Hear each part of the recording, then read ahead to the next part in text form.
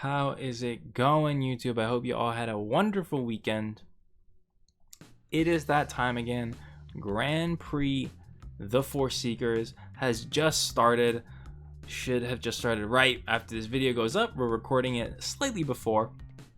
But I want to talk about a little bit about my prep, some thoughts I have on the format, and some, preliminary deck lists that I hope you guys will try out, and let me know how it goes.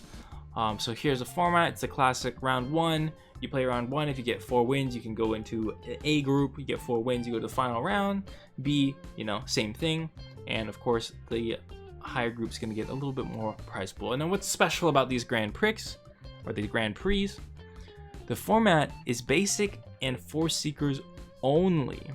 So what we're gonna do for this video is take a look at the card pool for each color, and then I'll show some decks for what I think is gonna be good in the meta and why. Unfortunately, no gameplay. We don't got time for that in this one.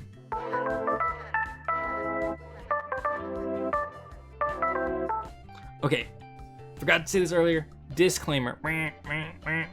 These are all my opinions and my general thoughts. I'm not a pro, I'm not God, I do not know everything. I can be wrong. So these are just my thoughts, and let's start a commentary, a discussion about it down in the comments. If you guys think I'm wrong about something, let me know. Share the thoughts. If you guys think you're right about something that I missed, or you want to agree with me, say that too. All right, let's get into the card review. All right, starting with the red cards. A lot of, classic things like simple buff powers. Spread shot is a good classic 3 damage split for 2 that you can use for your response mana. And we're just seeing some things here. I think Claire Redfield is insanely good, so keep Explore always in mind when these Grand Prix come around, just because she's such a powerful effect.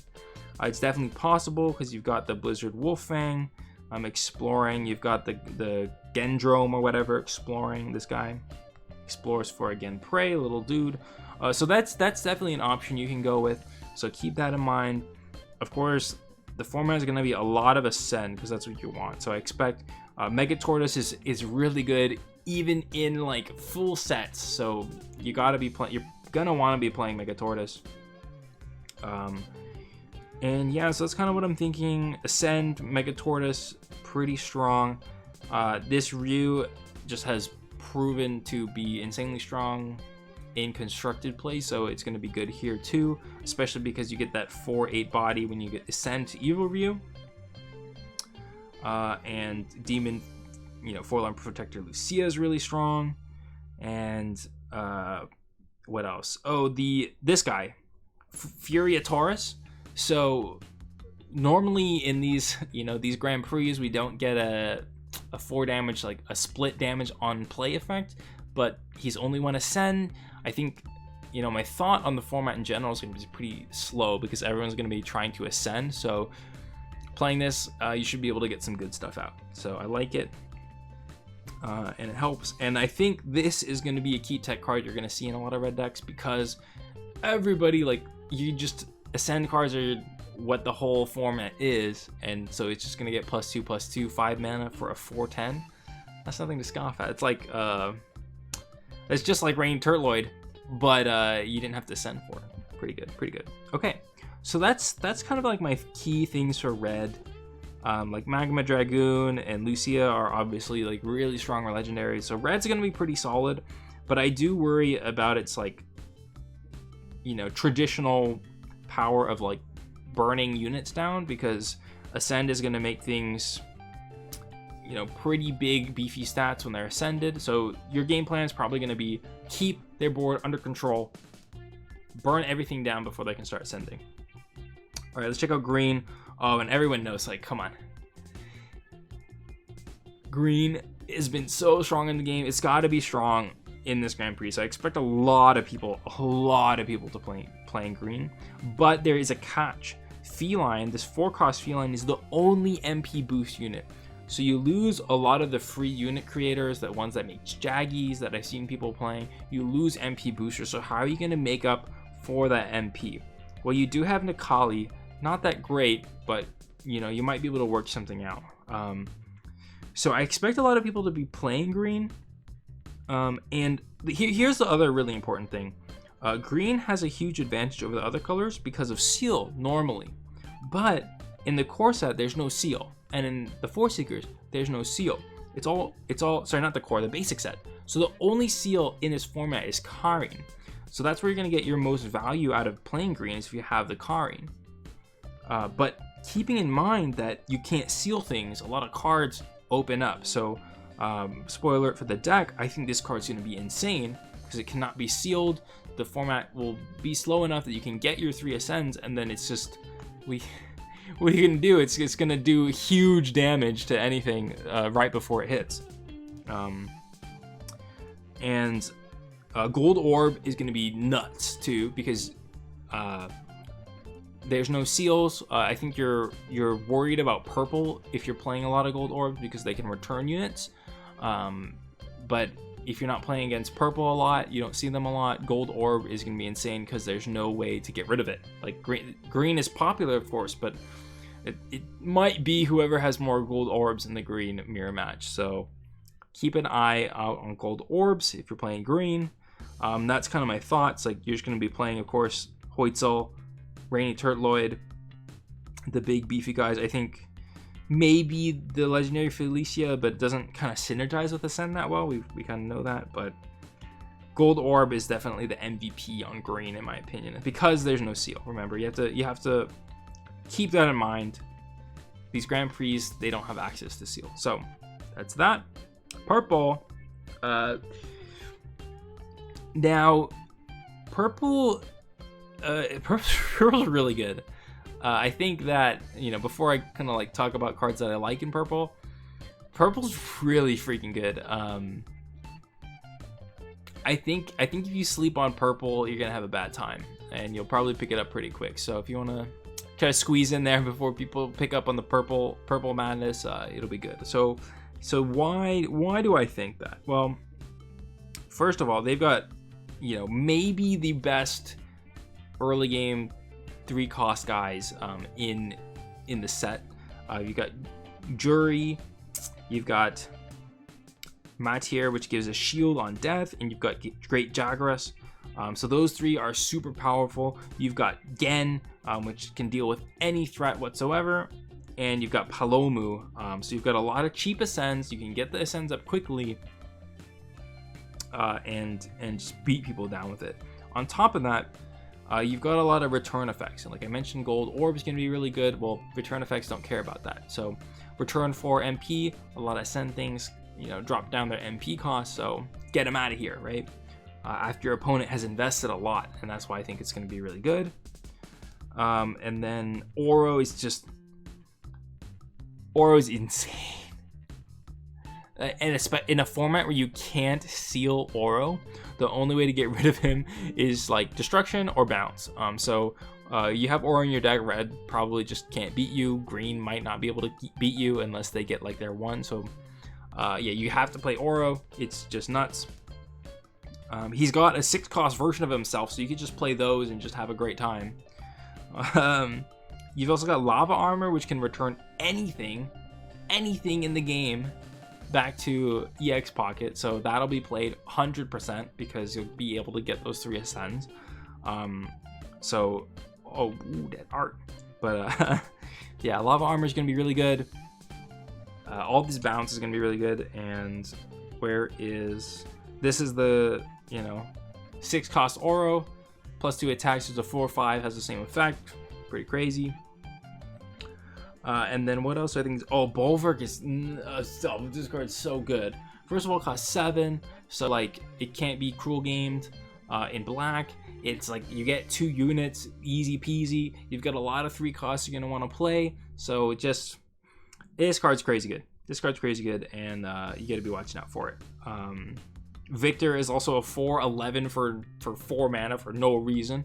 So I think purple might be the best. At least in my opinion, like, it's got so many good things going for it. I'd be surprised like if it's not not probably the best color. And then I think this card's really good, especially once you hit 3. It returns anything, so it's like you can get so much value off of playing this. Yeah, so that's purple. Black. Black has got a lot of interesting things. You're gonna have a lot of sends in this meta, so second wind's potentially good for getting a lot of extra value. And we've got, I don't know, we've got, what do we got? I mean, you've got Junie, which is like an insane 3 cost. You've got Alfred. Alfred's not gonna be that good. It could be. Alfred's probably still pretty good because people will playing 3 costs to try to get their ascend. So Alfred helps destroy those. Pretty good. I think Fate of the Unworthy, you know, you see it in Constructed and Ranked, but not that good for this format because I think it's going to be too dead too many of the times. But if you're just trying to just smash boards before people get ascending, go for it. What else? I mean, there's still some revenge units that you can take advantage of. Seth is going to be great. It takes care of a lot of 4-cost things. Yeah, I think black is going to be pretty decent. I mean, because of course you've got Alexia. You might play like a Dark Destruction variant. We've got Alexias. You've got Battle to the Deaths. You've got Cruel Games. So you can basically just destroy anything your opponent throws at you. It's just a matter of can you keep that advantage up long enough. And that is what I'm not too sure about. Especially when purple can kind of do the same thing, but they have Shadow Blade potentially to gain life, and you know that will make it hard to grind them out in the late game. So I'm a little unsure about black, but of course since it's the Akuma set, it's going to be pretty good. I think that Raging Demon is probably the way. Raging Demon or Dark Destruction is probably the way to go. There's not really enough to Ouroboros, and if you have Raging Demon, you can really utilize that second win. So that's black. The final color, we did the red, we did the gray, we did the purple, we just did the black. So let me show you guys some sample deck lists that I will probably be trying out, and let me know how they go for you if you do play them. And I'll probably try to make a video on each of them, at least gameplay wise. So let's check out the decks. So the first deck is Raging Demon Akuma. There's 2 cards hidden under my face, my beautiful face. And those are 2 Selfish Predations. Just to keep yourself living the good life, the high HP good life, or, you know, saving yourself. If you guys watch my Road to 1K series, this is basically this, like, really similar to what I played to get to around top 500. We used to have Hatred Reborn to just replace them for Defect because it kind of does the same thing. And then Junie, Alfred, Gate, 3 costs. They just do solid stuff setting up your early game. Dynamo is my special tech. It's got a huge stat, so it lets you trade with whatever. Seth is going to be able to do the big brunt of your destruction. Killing Reigning Turtloids, like I mentioned, and keeping the field clear before your opponent can get a sends off is super useful. Julie just gives you a ascend chain, so with Julie, hopefully you'll be able to ascend and hit that 3 count faster than your opponent, and then just rake in the advantages from there. Alexia, destroy costs 5 or less, like nothing much to say there. But the difference is here, we've added in Betrayals and we've added in Battle to the Deaths. You know, we're just maxing out on these cards, well, kind of. And the reason for that is because Hoitzel is going to be really tough, and being able to betray a Hoitzel, being able to betray a lot of the high cost units, will just make your life so much easier trying to control the game. And of course, we've got a Master of the Fist Akuma. You guys don't have to play this, just play another Betrayal. It should be pretty good. And then M. Bison is going to help close out the game once you've really built up your Ascension count. So this deck I think is really solid, and you guys should give it a try. You don't have to play Dynamo, that's like my little thing. Just change it up, and here's the QR code for that. Try it. Our next deck is red. It's going to be Ryu. It's going to be Shinku Hadoken. I just can't get away from Shinku Hadoken. It's just so solid. Being able to do 7 damage, it's going to help you deal with a lot of things in the format. Kind kind of just barely, like it doesn't kill Alexia's, it barely doesn't kill Alexia's, it barely doesn't kill Huizel after the shield goes away, so it's actually kind of awkward. So maybe need some more 1 damage pingers in this deck now that I think about it, but that is something you guys can experiment with and try out. Of course, 2 BB Hood. The reason for that is the 1/7 is going to let her stay alive a little bit longer so he can ascend, rather than Dan, who has a 2/3, who might trade better himself. I want to keep him alive for ascension. Colonel, that rest is just going to help you sneak in a little bit of extra damage and maybe hit flyers that come through before you expect them to. Mega Tortoise, of course, just solid. Blizzard, Wolfgang, gives you the trauma. This halt's going to be pretty useful for making really good trades there. Gendrome feeds you a new unit, and then you've got a lot of Ascension and Spiral Pegasus, Steve Burnside, and Ryu. They can really dominate the game. Furia Taurus is going to help you get that extra control, and of course 3 Goken, because you want to be able to deal with your opponent's big beefy ascended threats, and Goken's just going to be like, nah, I got you, bro. And then I'm playing Lucia and Magna Dragoon because I have them. But if you don't have them, if I'm being honest, I don't really know. But I would probably play another BB Hood and another, sorry, get out of here, turtle. Another Colonel, just to solidify your early cost plays and try to get more ways to ascend and kind of ramp up from there. But it's up to you guys to try some things out, see what works for you. So try this deck out. Here is the QR code, and I'll give it a little time. On to the next deck. Whew, my voice is running out, but we only have 2 more decks left. This one is gonna be Chun Li Yawn. This deck, it looks funky, but just give me a moment to explain. So the 3 cards we have under me is block. Just give yourself a shield. It's just going to save you so many situations where you just need to make those trades. You save them from damage, protect your guy so that they have to wait to Shinku Hadoken him, whatever it is. Then I'll just start with it right away. We've got 2 Sibling Memories and 3 Rodrigo Juan Raval, who they're both life gain effects. And so the reason for this, hear me out, is because the format of Basic and the Force Seekers doesn't have a lot of mana ramp. So I theorize that what you want to do is just stockpile your mana, be okay to take damage, and like basically taking damage is your way of ramping mana. We'll just take some damage early on to just save up mana, and then we can use Rodrigo and Sibling Memories to gain our life back and just kind of recoup that life later down the road. We also got Iris. I felt like this was a good fodder for Ascension. Really, green doesn't have a lot of good 3-cost cards in this block unless you play vanillas, and I feel like you don't really want to be playing vanillas. So Iris gets to death and give 3 HP to whatever you ascend on and any other units you have, so you can get some value that way. Feline, of course, is our only MP booster, so we really want to be playing them to start getting that advantage. I didn't mention it yet, but our hero power is Yawn. We just want to stack MP and get the biggest field we possibly can. Now here's the biggest card that got buffed for this format, or not really buffed, but this is the biggest card in this format because the victory +2/+4 is actually insane. And if you get this card rolling, remember there's no seals, so your opponent's gonna have to find a destruction. They're gonna have to find a way to kill it. Like it's a must answer card, and that makes it very valuable in this format. So Aranguera at 3. I've got 2 Rainy Turtleoids because that's all I have, but I would suggest upping them 1 more if you've got more, because they're just crazy. We've got 1 Golden Orb because I only have 1 Golden Orb. I also, if you going back to what I said, I think this card's really good.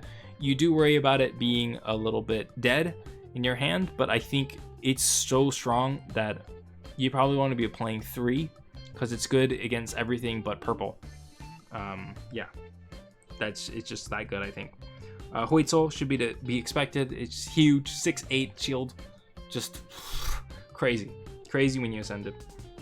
And then Plutonian.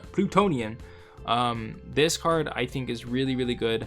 Like I mentioned, you're going to be able to get to that 3 ascension, and then he just becomes a when I attack, deal 8 damage to a random enemy unit. And I think without seals, it's going to be a huge pain to deal with. So Plutonian I think is going to be good, and you just have all these like huge threats. Plutonian's great because it doesn't need to be ascended, so that's where it's really good against the purple matchup, because if they bounce it, you're just like, okay, well, I play it again, it's still got its effect. You didn't really stop me or anything. I don't need to play more cards to get to where I was. I think that's very important. I go back to purple. I think it's so good. Okay, so then natural cycle, just in case the games are going really long. I don't necessarily know if this card's important, so if you don't have it, you really don't need to play it. Just play gold orbs or something. So I really have no idea, but I assume if the game goes long, you can natural cycle, you get all your life gain cards back, and you just win in time. That's my thought. Okay, so if you want to try it out, here is the deck code. Let me know what you guys think of this deck and the other 2 decks, and we'll get to the final purple deck. The deck I've been hyping up this whole time. The best deck, blah, blah, blah. You have to watch out for bounce, and it's just because death effects, right? You know, make it awkward for your opponent.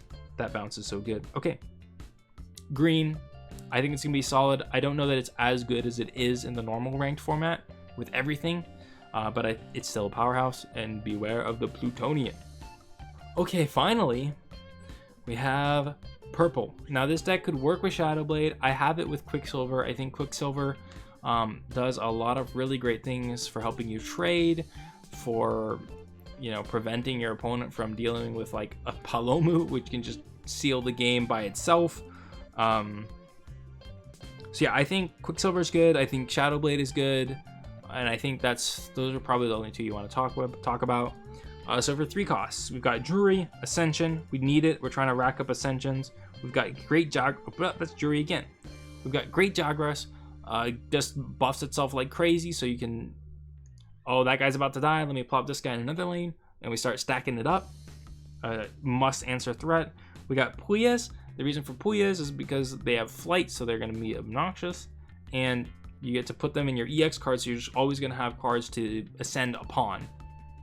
And since everyone's going to be ascending, it's not like you're losing that much tempo. So always going to be ascension upon ascension. We want to hit that 3 basically as fast as possible. Only one. Oh, sorry, we got Palomu 2, flight and agility. This card can single-handedly win games. If they don't have an answer, just poke, you're dead. And that's why I have the Quicksilver, because it prevents them from counterattacking. So even if they have if they're like, oh crap, I have to play a Hoitzel here, that is, unascended, just to block the flight, you can stop it from being able to counterattack, and it just poke. Eventually the Hoitzel dies, and then they poke. So I think that's really good. But you may want the Shadowblade to help deal with opposing flyers, because flight is probably going to be like a pretty big deal in this format. Okay, we also have Demonic Intimidation. I talked about this card. It's a 4-cost bounce. It's going to bounce Auros, which are just crazy good. It's going to bounce Julie's, the 4-cost one that has a death effect, and they don't get the death effect. It gets to bounce Rainy Turret Lloyds. It gets to bounce Steve Burns. You get to bounce like so many good cards with this. It's insane, and they don't get their effects, and then they have to like replay them with the Senate. It's really good. I could talk about it. I just talked about Aura. This card's nuts. I think it's almost good enough when there's no seals that it's like format defining. So you have to be able to play around this card, and this card by itself and its buddy, which we're not playing, but those might just, the fact that they exist might just be enough to make red not viable. Oh, I didn't talk about some part for red. Oh well. Valstrax. If you made it this far and you're wondering why I didn't talk about Valstrax, that card's really good, and I don't have any of them. But that's going to be a really good card for this format. Okay, anyway, Aura is nuts, and might, like I said, might be enough to just invalidate red. Wow. Okay, and then continuing the bounce theme, we've got 4 lava armors. You can use it early if you really have to. Get rid of their things that are bouncing before they're ascending. But really, when you have 3 Ascend, that's when it becomes a super powerhouse. It bounces anything in the game for only, I can't do numbers for my life, for 4 MP. So, you know, they pay 3, they Ascend Huitzel on it. That's 9 mana. They invest it. You pay 4, get it out of there. Or they play a spell. You pay 2 for the response. Like, that's huge. And you can just take that to the bank, and just roll in your advantage. So Lava Armor is really good. Along that vein, you've got Urian, who bounces at MP 5 or less. This is the same thing. Like, they play Alexia, you bounce back to their hand. It gives them more destruction, but they lost a ton of MP, a ton of tempo from that. So other things you can bounce, basically everything that demonic intimidation could bounce, you can bounce with this as well. And because it's cost based, there's nothing they can do about it. Whew. Okay, so that is Urian. And then finally, our big boy Ascensions, Victor von Grittenheim, 4/11 for essentially 4. It's crazy. It costs 6, so you can't kill it with Alexia. You can't kill it with Dark Destruction. You have to Cruel Game it or Battle to the Death it in black. It's 11, so red is just gonna have a Nightmare, and it's got higher stats than Rainy Turtloid. Like, this card is crazy, especially for this format. Like, now that I'm thinking about why people playing this in Constructed either, like, I was trying it out too. Like, it's good. It's good. I gotta think about some stuff. Okay, and then finally, we've got Bolverk. What's to say? You get a free Twin Familiars, which, if you guys didn't know, 5 cost, 3/2 rush combo. Oh, brutal. And 4/7. So it's a total of 9 power and like what's a 12 HP on the field for essentially 10 if you played it over a 3. It's just crazy. And it really puts your opponent on the back foot. On top of all these bounce effects that we have to gain you like a ton of tempo, you also get the Bolverk getting like an extra 5 cost. Like, they're just gonna be drowning in MP disadvantage, and that's what this deck goes for. So this is kind of my pick for go-to decks. So give it a shot. Here is the QR code. Remember, I have Quicksilver on this one. You can also use Shadow Blade. Depends on what kind of the meta is looking like, how things shape up. Again, well, I didn't really do this at the beginning, but end of the video disclaimer. This is just theory. These are my thoughts about the Grand Prix meta. So keep that in mind. All right, guys, I hope you enjoyed the video. I know it was a bit long. We had 4 decks that I think are going to perform very well in the Grand Prix meta. I'll make some videos for gameplay on all of them, and maybe show you guys some updates if I decide, you know, the meta didn't shape out how I thought it would. And here's what I think you guys should do to adapt. So keep an eye out for those. And as always, keep on learning, keep on having fun. I'm excited for this Grand Prix. I hope you are too. And I'll see you in another video.